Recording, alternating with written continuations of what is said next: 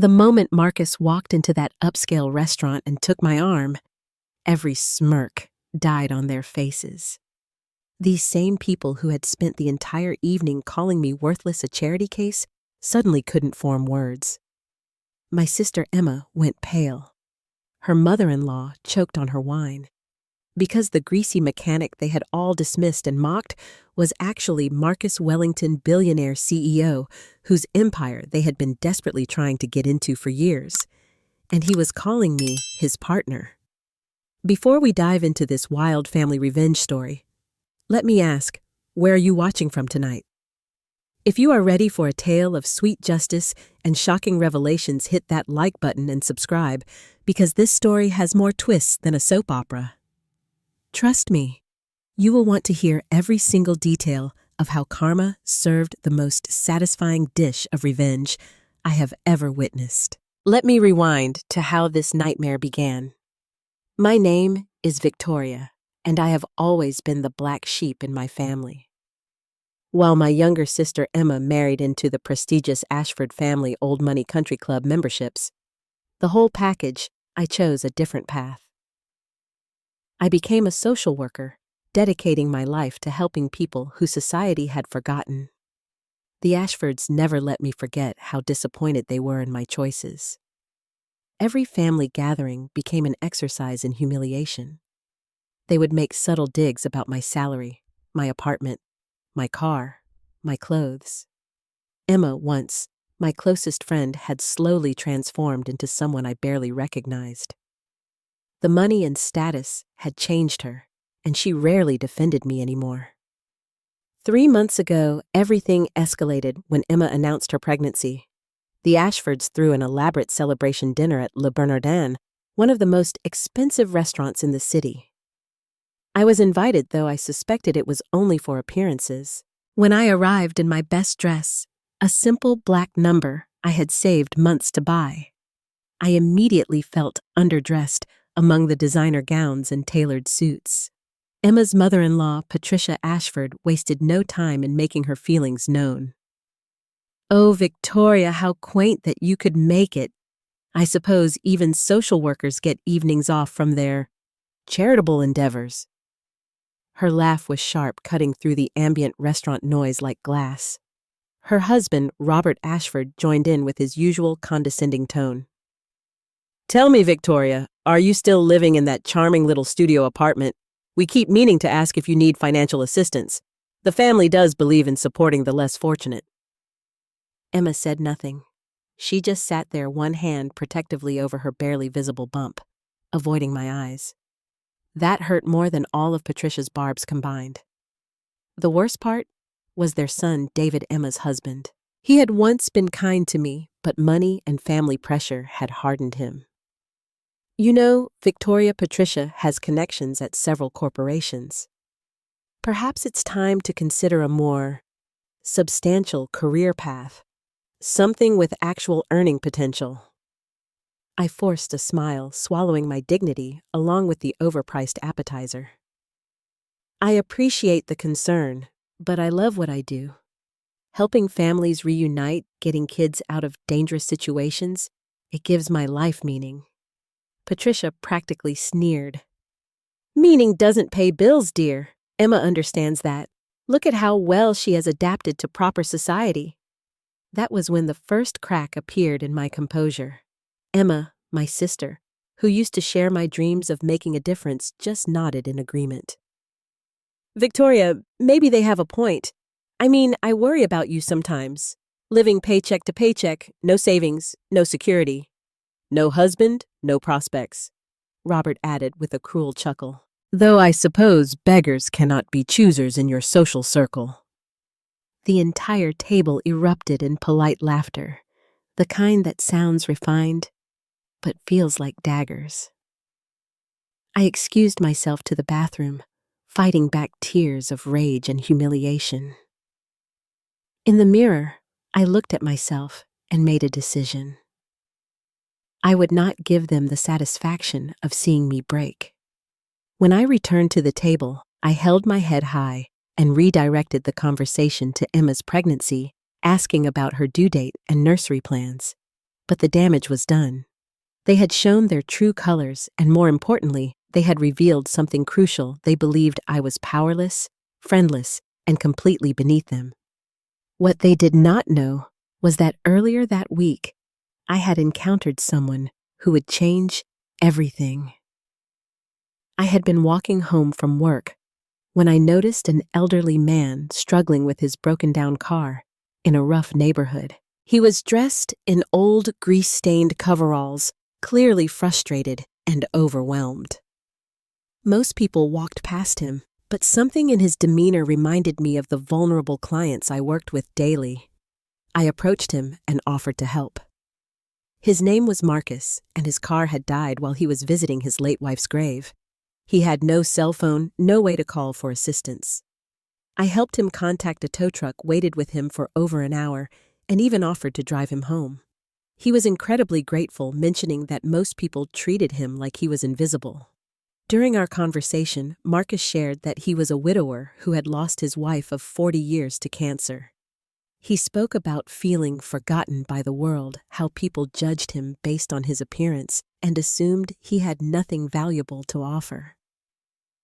His pain resonated with me deeply, reminding me of why I had chosen my profession in the first place. When we parted ways, Marcus had pressed a business card into my hand. I glanced at it briefly, some kind of consulting company, but honestly, I was too focused on getting home after the long day to pay much attention. I tucked it into my purse and forgot about it. That night at the restaurant, as the Ashfords continued their relentless assault on my character and choices, I never imagined that the humble man I had helped just days earlier would soon become the instrument of their complete and utter downfall. The evening concluded with Patricia making one final, devastating comment. "Emma, darling, perhaps for the baby shower we should keep the guest list more curated. We want to maintain a certain standard." She looked directly at me. "I am sure Victoria understands that family events should reflect the family's standing in society." Emma nodded slowly. "Maybe that would be best. Victoria, you understand, right? It is not personal." But it was personal. It was deeply, painfully personal. As I walked out of that restaurant, I felt something break inside me, not just my heart, but my willingness to accept their treatment silently. I had spent years being their punching bag, their charity case, their reminder of what proper society should avoid becoming. I had no idea that within weeks, the tables would turn so dramatically that the Ashfords would be begging for my forgiveness. And it would all start with a phone call from Marcus, the greasy mechanic who turned out to be so much more than any of us could have imagined. The phone call came 2 weeks after that humiliating dinner. I was in my tiny apartment, grading case files and trying to forget about Emma's baby shower invitation, or rather the lack thereof. When my phone rang with an unknown number, I almost ignored it, but something made me answer. "Victoria, this is Marcus, the gentleman whose car you helped with recently." I smiled, despite my melancholy mood. "Marcus?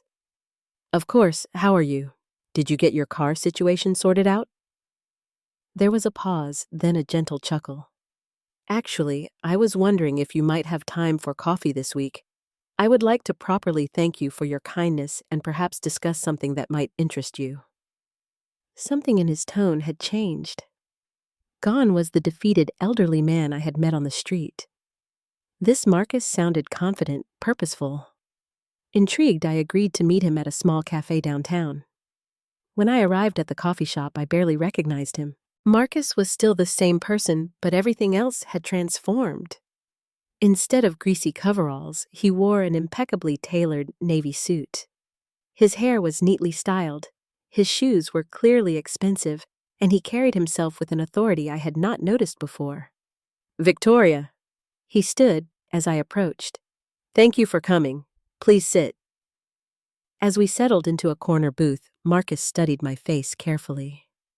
"You look troubled. Has something happened since we last met?" I was not sure why, but something about his genuine concern made me open up. I found myself telling him about the dinner, about Emma's betrayal, about years of being treated like a second-class family member. Marcus listened intently, his expression growing darker with each detail. When I finished, he was quiet for a long moment. Then he reached into his jacket and pulled out a leather portfolio. "Victoria, I think it is time I properly introduced myself." He slid a business card across the table. This time, I read it carefully. Marcus Wellington, Chief Executive Officer, Wellington Industries. My eyes widened as recognition dawned.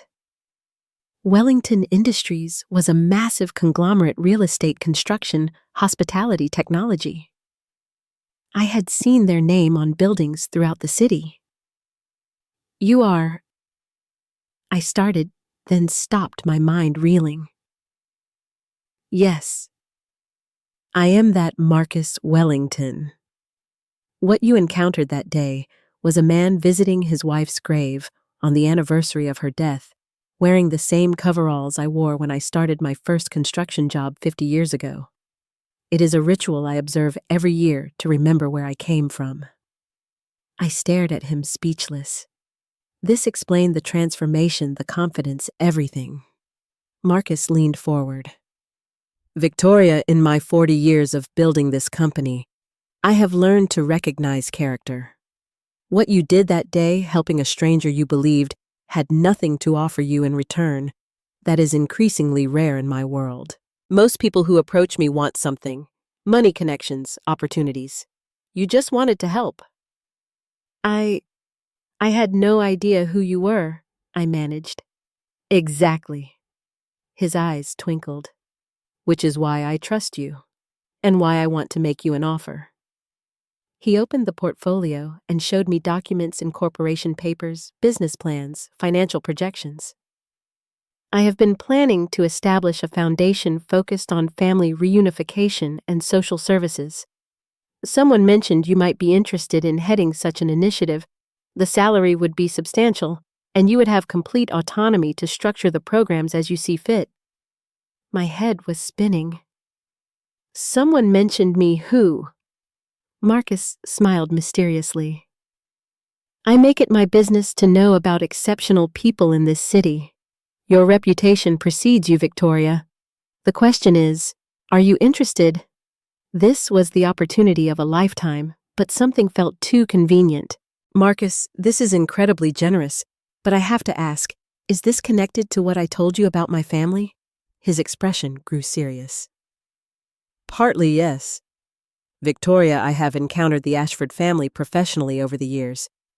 They have been trying to secure contracts with Wellington Industries for nearly a decade.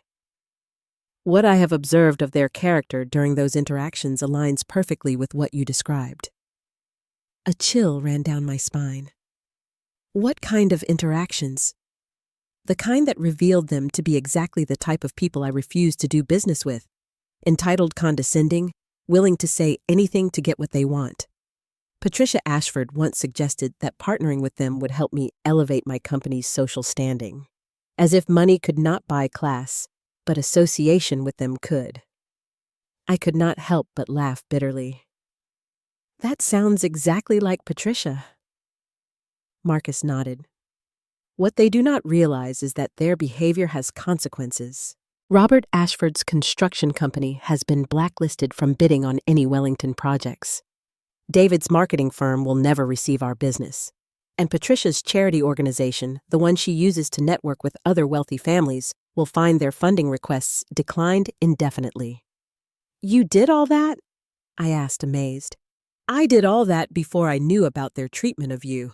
Learning about that simply confirmed my assessment." Marcus paused, studying my expression.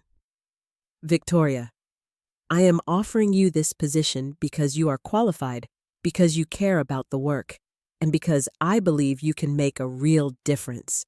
But I will not lie to you. Part of me also enjoys the irony of supporting someone they have dismissed so cruelly." The pieces were starting to come together, but I needed to understand the full scope. "What exactly are you proposing?" Marcus smiled. Not the gentle smile of the man I had helped, but the calculated smile of a successful businessman. I am proposing that you take this position and attend a certain charity gala next month, the Wellington Industries Annual Philanthropy Awards. It happens to be the same event where the Ashford family will be in attendance, desperately trying to network their way into a partnership with my company. And you will be there as my guest and the director of our newest foundation initiative.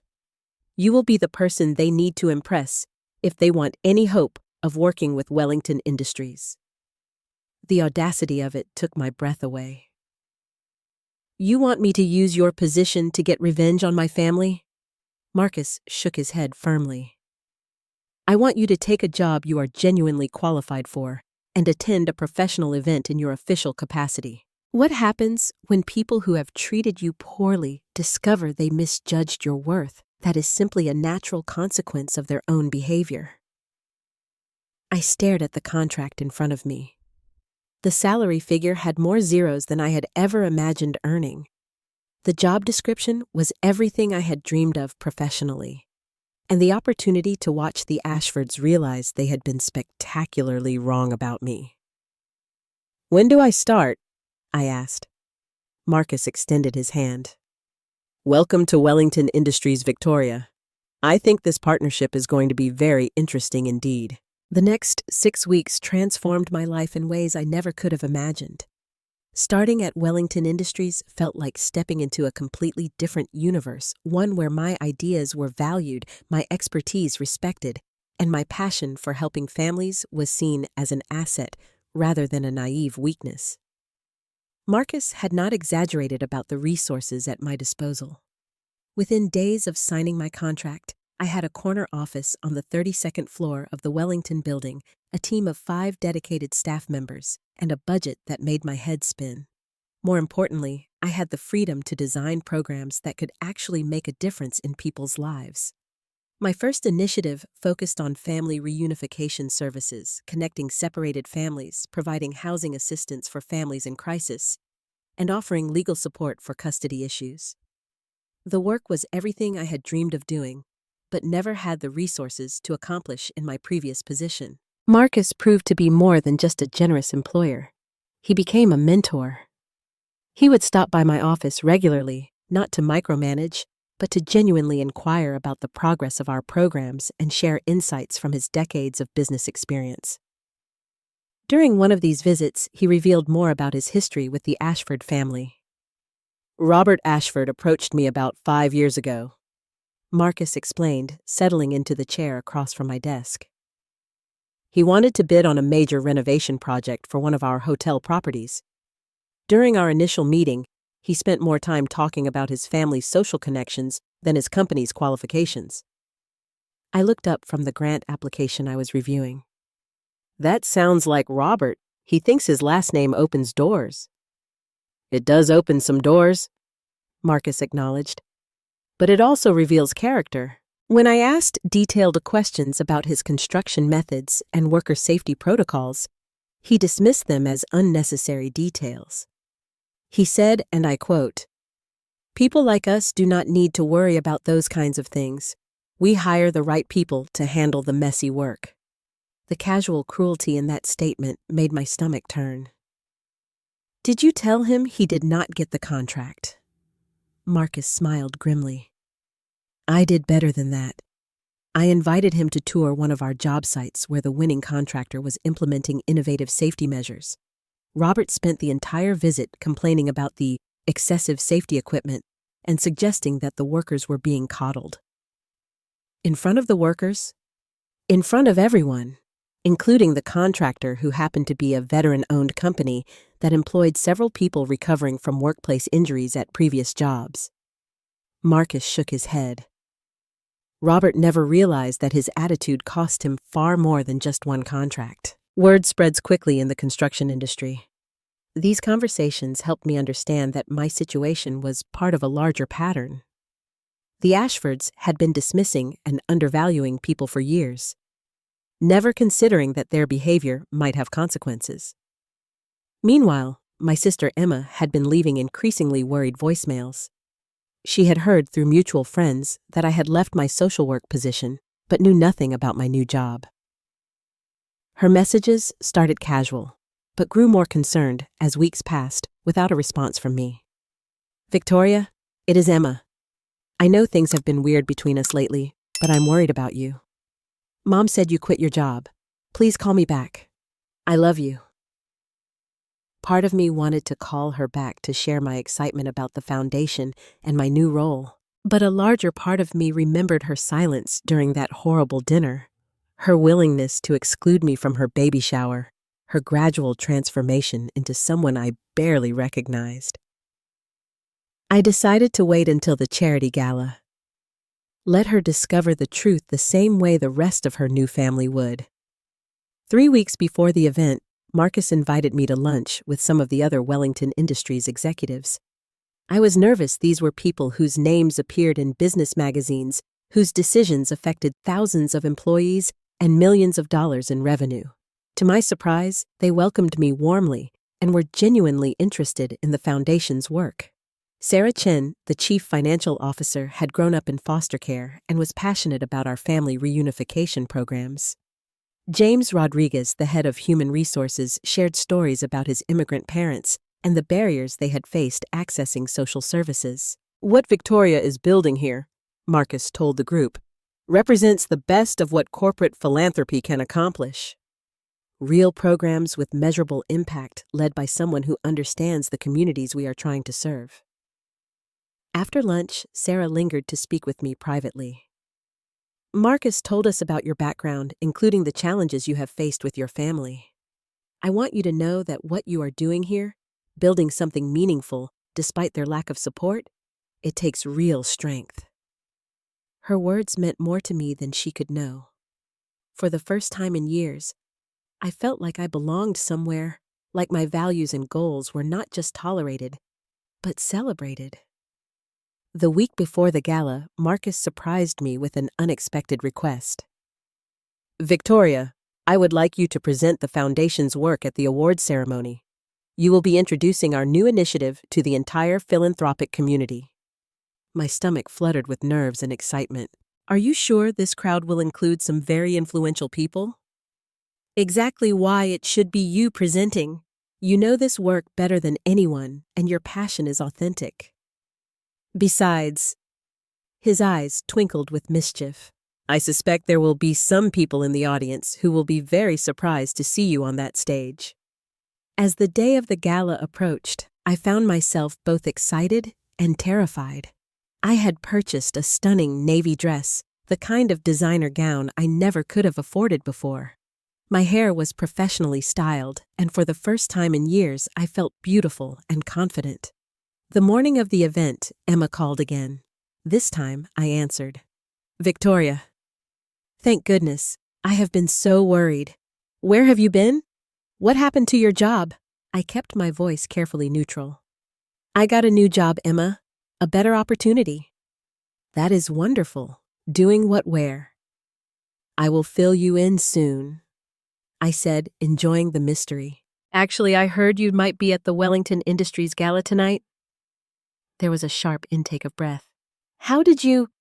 Yes, David's firm is hoping to network there. It is supposed to be incredibly exclusive. How do you know about it? Oh, I will be there too. Maybe I will see you. The confusion in Emma's voice was palpable. Victoria, tickets to that event cost thousands of dollars. How are you? I have to go, Emma. Big day ahead of me. See you tonight. I hung up before she could ask more questions, leaving her to wonder how her supposedly unsuccessful sister had gained access to one of the city's most prestigious charity events. That evening, as I stood in front of my mirror, putting on the final touches of my makeup, I thought about the journey that had brought me to this moment. 6 weeks ago, I had been the family disappointment, the charity case, the sister they were ashamed to acknowledge in polite society. Tonight, I would take the stage as the director of a major philanthropic initiative representing a company that commanded respect throughout the business world. And the family who had dismissed me so cruelly would be sitting in the audience, finally seeing me as I truly was. Marcus had been right about one thing. This was going to be very interesting indeed. But as I grabbed my clutch and headed for the door, I realized that the sweetest part of the evening would not be their shock or embarrassment. It would be proving to myself that their opinion of me had never mattered at all. The real victory was discovering my own worth, with or without their approval. Everything else was just incredibly satisfying bonus material. The Wellington Grand Ballroom was everything I had imagined and more. Crystal chandeliers cast elegant light over tables draped in pristine white linens, each centerpiece a work of art featuring rare orchids and golden accents. The guest list read like a who's who of the city's elite politicians, business leaders, celebrities, and philanthropists all gathered for what was considered the social event of the season. I arrived with Marcus, who looked distinguished in his custom tuxedo. As we walked through the entrance, I caught glimpses of familiar faces from business magazines and news programs.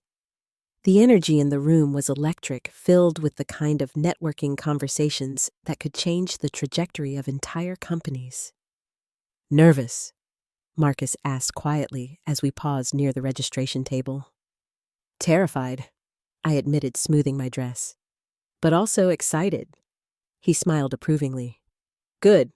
That means you understand the significance of tonight." As we moved through the cocktail reception, I spotted them immediately. The Ashford family was clustered near the bar, dressed to impress, and clearly working the room. Patricia wore a gold gown that probably cost more than my old annual salary, while Robert sported a tuxedo with diamond cufflinks that caught the light every time he gestured. David looked nervous, constantly checking his phone and scanning the crowd. And there was Emma. My sister looked absolutely radiant in a flowing emerald dress that accommodated her growing pregnancy. She was glowing with that special luminescence expectant mothers often have, and for a moment my heart ached with the memory of how close we used to be. She was laughing at something Patricia was saying, but I could see the strain around her eyes. Even from across the room, I could tell she was uncomfortable. "There they are," Marcus observed, following my gaze. "Emma looks beautiful," I said softly. "She does, and she looks like she would rather be anywhere else." Before I could respond, a woman in a sleek black dress approached us. "Mr. Wellington, how wonderful to see you. Margaret Sinclair from the Tribune. I was hoping to get a few words about tonight's new foundation announcement." As Marcus engaged with the reporter, I excused myself and headed toward the ladies' room, needing a moment to collect my thoughts before the evening's main event. As I was touching up my lipstick, the door opened, and Emma walked in. For a moment, we just stared at each other in the mirror. She looked shocked, confused, and if I was reading her expression correctly, a little relieved. "Victoria, what are you doing here? How did you—" She trailed off, taking in my appearance. "You look incredible." "Thank you. You do too. How are you feeling, the pregnancy, I mean?" Emma's hand went instinctively to her bump. "Good. Tired, but good." She paused, studying me more carefully. "Victoria, I need to ask you something, and please just be honest with me. Are you here with someone, like as someone's date?" I could have told her everything then. Part of me wanted to, but I remembered her silence during that awful dinner, her willingness to exclude me from her baby shower, and I decided she could wait another hour to learn the truth. "Something like that," I said vaguely. Emma's expression grew troubled. "Victoria, I need you to be careful tonight. David's family, they can be really judgmental about people who do not fit their social circle. If you are here with someone they disapprove of, they might say things like they said about me at dinner last month." Emma's face crumpled. I know I should have defended you. I have been feeling terrible about it ever since. Patricia can be so cruel, and I froze. I am so sorry." For the first time in weeks, I saw a glimpse of my real sister.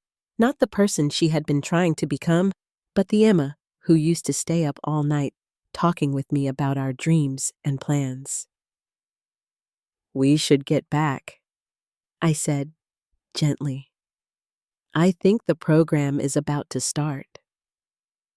As we returned to the main ballroom, I noticed David frantically gesturing to his parents. He had spotted Emma talking to me and was clearly panicked about potential social embarrassment. Robert and Patricia immediately began scanning the room, probably looking for whoever had been foolish enough to bring the family disappointment as their date. Marcus appeared at my side just as the lights dimmed for the program to begin. Ready for this? More than ready. The evening's program began with remarks from the mayor, followed by presentations from several established foundations.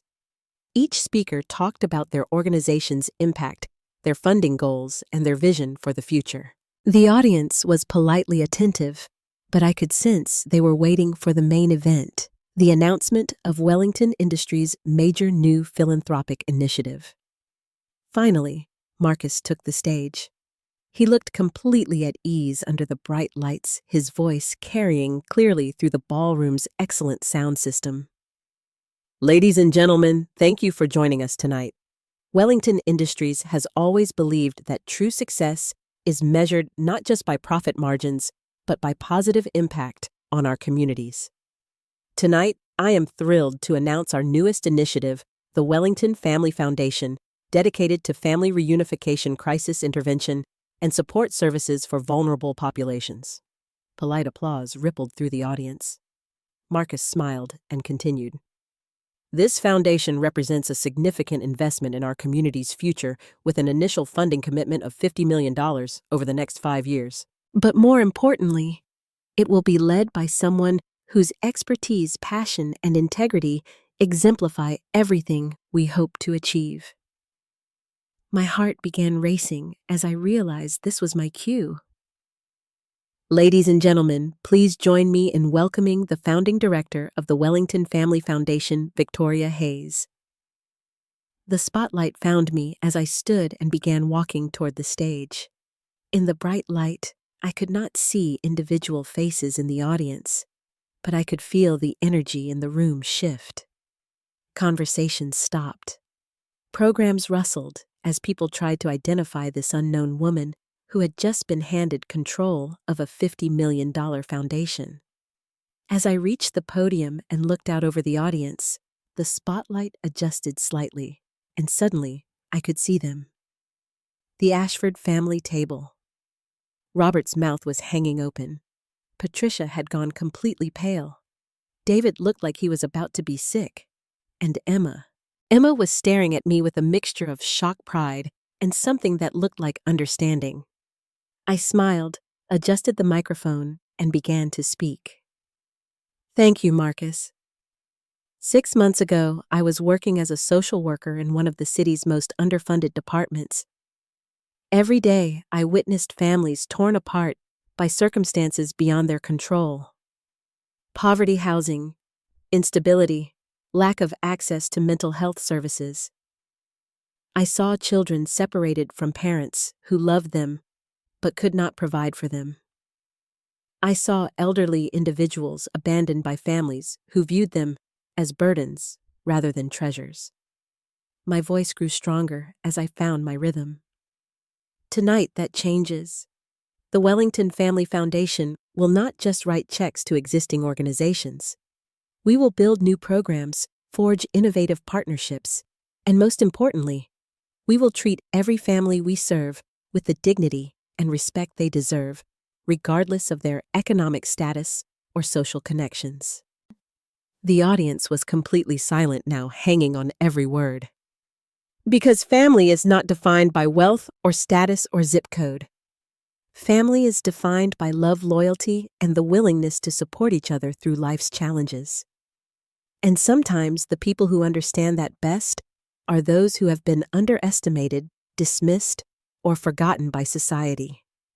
I paused, letting my gaze sweep across the audience before landing on the Ashford table. Tonight marks the beginning of something extraordinary. Thank you. The applause was thunderous, sustained, genuine. As I made my way back to my seat, I could feel the shift in the room's energy. I was no longer just some unknown woman. I was the director of one of the most significant philanthropic initiatives in the city's history. But the real shock was yet to come. The moment I left the stage, the networking began in earnest. Business cards appeared from every direction as foundation leaders, corporate executives, and social activists all wanted to discuss potential partnerships with the Wellington Family Foundation. I found myself at the center of a whirlwind of conversations about grant opportunities, collaborative programs, and strategic alliances.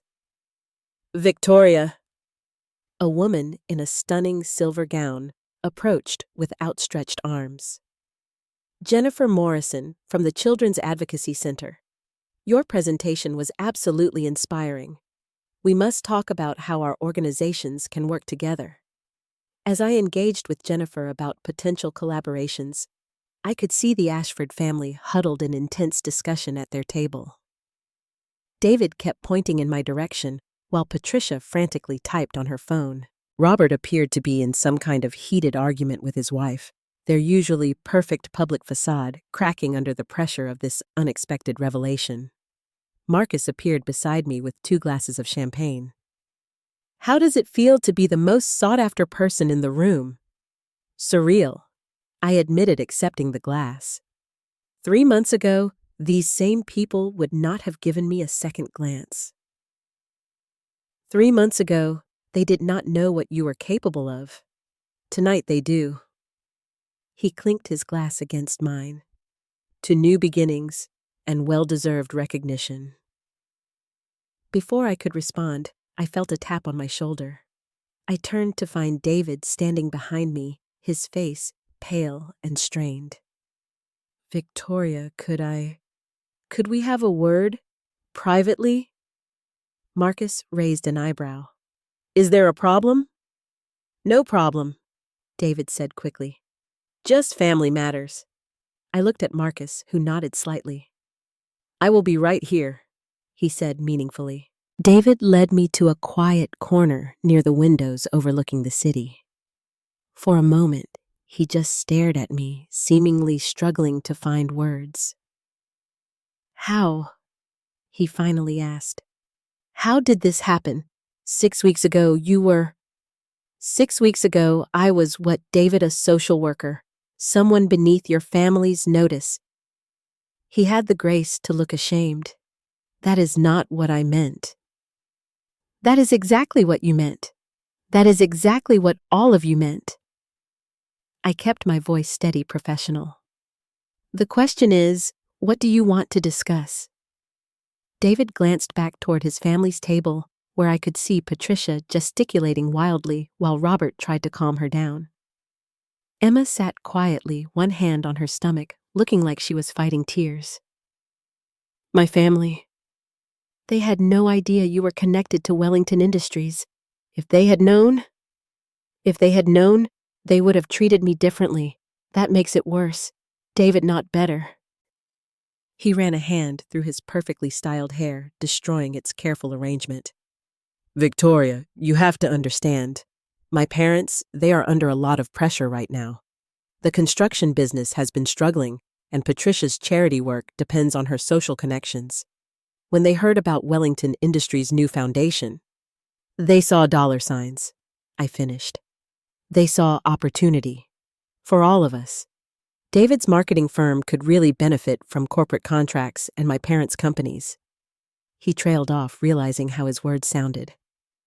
And now you realize that the family disappointment you have been dismissing for years is the person who controls access to those opportunities. David's shoulders sagged. It is not that simple. Actually, it is exactly that simple. I looked past him toward his family's table. David, let me ask you something. When your mother suggested excluding me from Emma's baby shower, did you object? Victoria. Did you object when your father made jokes about my salary and my apartment? When your mother called my work charitable endeavors, like it was something embarrassing? His silence was answer enough. Here is what is going to happen. I continued, my voice calm but firm. I am going to return to my colleagues and continue building programs that will help thousands of families. You are going to return to your table and explain to your parents that their behavior has consequences, and all of you are going to think very carefully about how you treat people going forward. But Victoria, surely we can work something out. Family should support family, right? Emma is having a baby, our first grandchild. This could be a fresh start for all of us. I stared at him for a long moment. David, where was that family loyalty when I needed it? Where was that support when your parents were humiliating me in public? Before he could answer, Emma appeared beside us. She looked exhausted and upset, her earlier glow dimmed by obvious stress. Victoria, please, can we talk, just the two of us? I looked at David. This conversation is over. He started to protest, but something in my expression stopped him. He walked back toward his parents' table, leaving Emma and me alone. I am so proud of you, Emma said immediately, and I am so ashamed of myself. Her words caught me off guard. I had expected arguments, explanations, attempts at manipulation. I had not expected genuine remorse. Emma? No, let me say this. Please. Tears were starting to form in her eyes. I have been watching you tonight, seeing how people respect you, how confident and successful you are. And all I can think about is how I failed you as a sister. She took a shaky breath. When I married David, I thought I was gaining a family. But what I really did was trade my real family, you, for people who only care about appearances and social status. I let them convince me that their way was better, that their values were more important than the ones we grew up with. Why are you telling me this now? I asked gently. Emma laughed bitterly. Because sitting at that table tonight listening to Patricia panic about how to manage this situation, watching Robert calculate how much money they might lose because of how they treated you, I realized I do not want to be like them. I do not want my child to grow up thinking that is how family treats each other. She placed both hands on her stomach. This baby deserves to know their aunt. The real Victoria, not the version Patricia created in her mind, and I deserve to have my sister back if you will have me.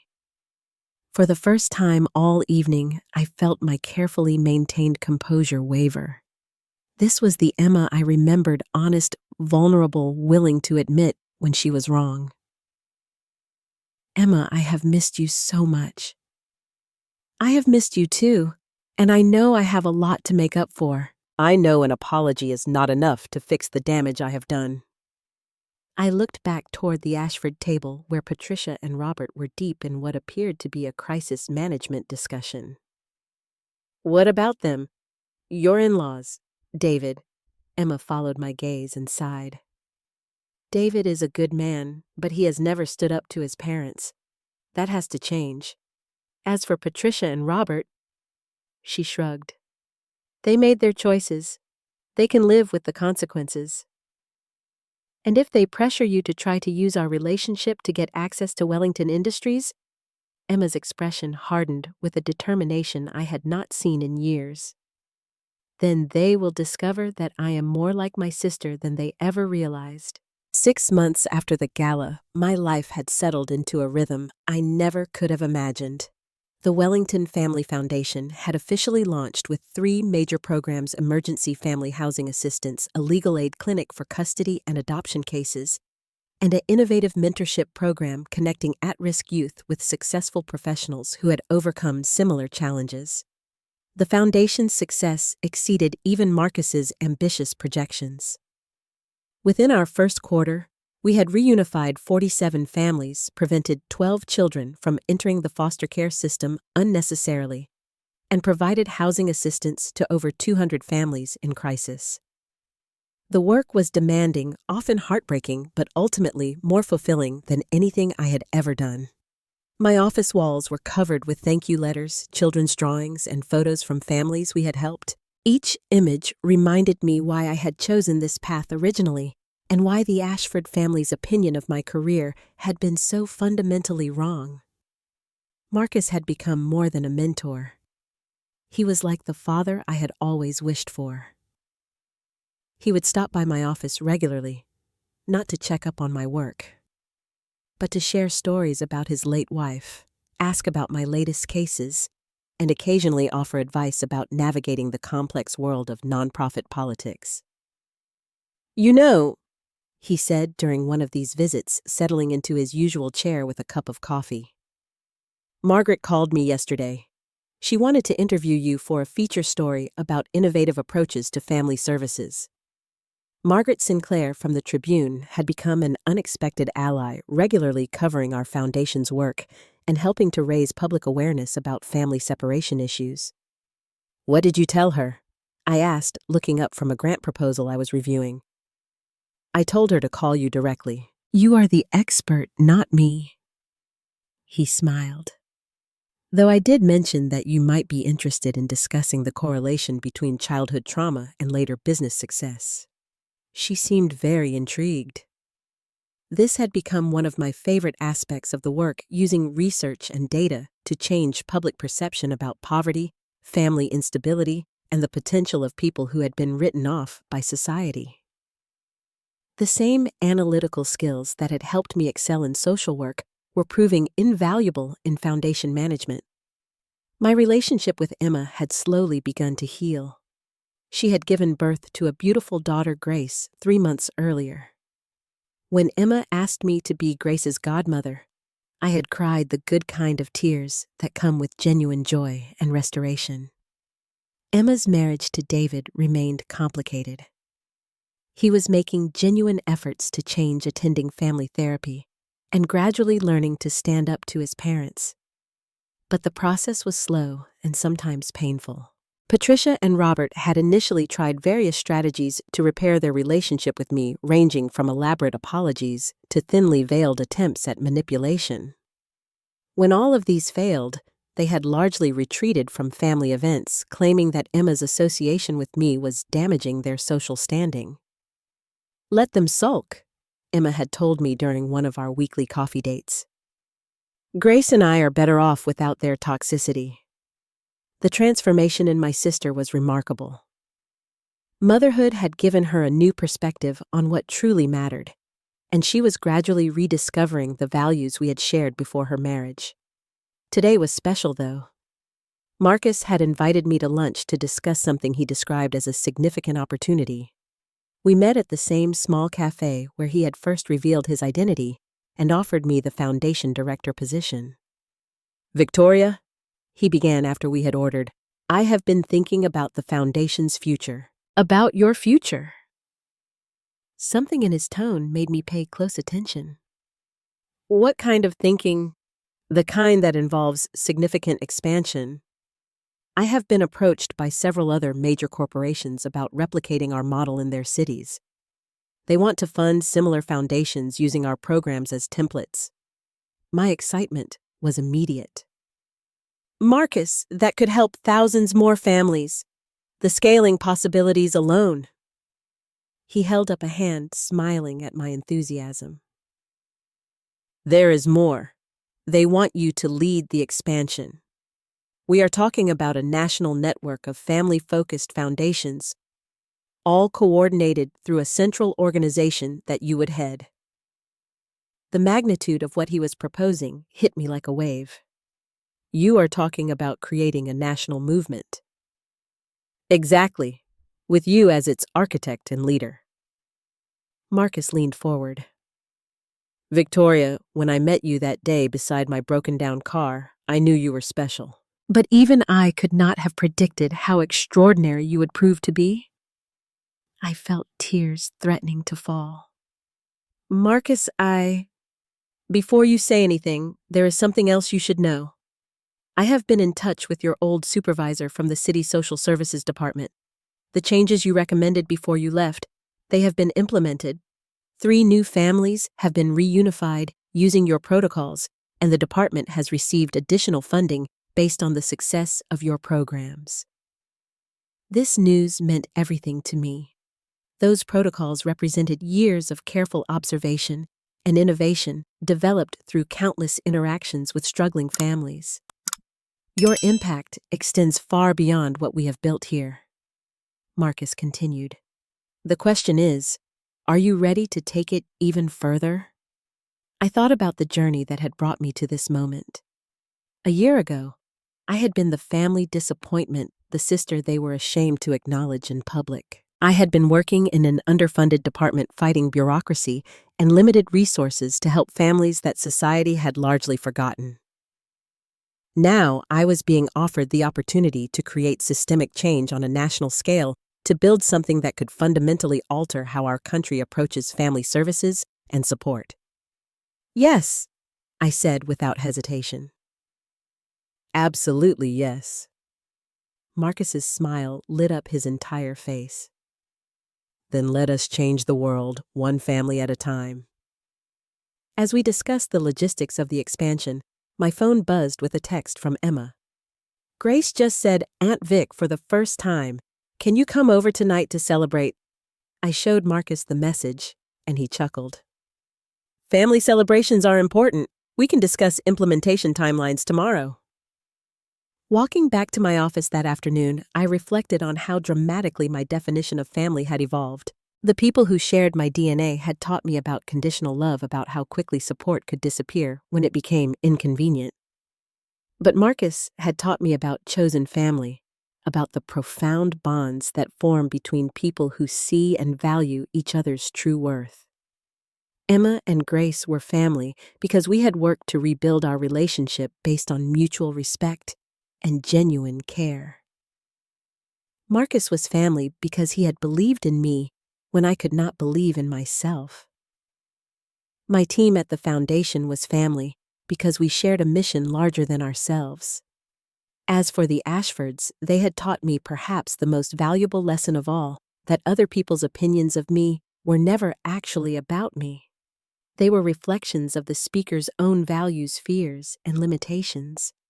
The little girl who had dreamed of helping families stay together had grown into a woman who was building systems to make that dream a reality on an unprecedented scale. And she had learned that the best revenge was not proving her critics wrong, but proving to herself that their criticism had never mattered in the first place. Sometimes, the greatest victory is simply becoming the person you were always meant to be, regardless of who believes in you along the way. The rest, as they say, is just incredibly satisfying bonus material. Speaking of families and the lessons they teach us, I am curious about your experiences. Have you ever had a moment when someone who underestimated you had to face the reality of who you really are? Maybe a time when standing up for your values led to unexpected opportunities. I would love to hear your stories in the comments below. If this tale of family dynamics, workplace growth, and sweet justice resonated with you, please hit that like button and subscribe for more real-life stories about overcoming adversity and finding your true worth. Share this video with someone who might need a reminder that other people's limitations do not define your potential. Thank you for joining me on this journey of discovery, growth, and ultimately finding the family we choose rather than the one we are born into. Remember, your value is not determined by those who fail to see it, but by the positive impact you create in the world. Here is to building the life and family you truly deserve, one authentic relationship at a time.